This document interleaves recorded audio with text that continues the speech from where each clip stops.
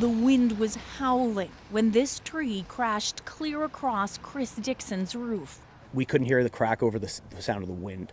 And it was just the ceiling coming in. And my first thought was to, cover my wife and get her to the basement. But yeah, it was definitely scary, and we're lucky.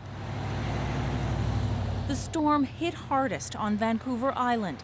Trees fell on power lines and blocked roads. For us here, it's the worst that we've had.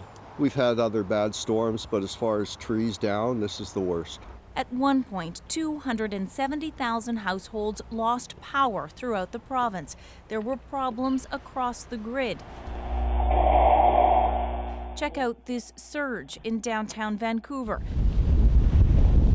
The storm peaked at night, but persistent wind throughout the day complicated efforts to get the power back up and running. Given the intensity of the storm, which we could all hear and see, I suspect it's going to be a while before things are back to quote-unquote normal in Nanaimo.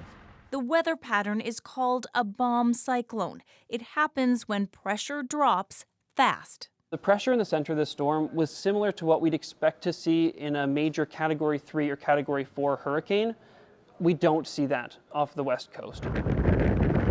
Off northern Vancouver Island, wind gusts were measured at 170 kilometers an hour. That creates massive waves. BC ferries didn't sail for much of the morning.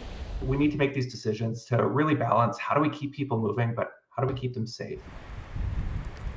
In the United States, the storm was deadly. 2 women in Washington state were killed by falling trees. One while taking a shower, one in a homeless encampment. As bad as this was, Adrienne, the center of the storm was actually out over the ocean. It did not make landfall, so things could have been much worse. And Lindsay, the question that always comes up with a storm like this is how, if at all, is this linked to climate change?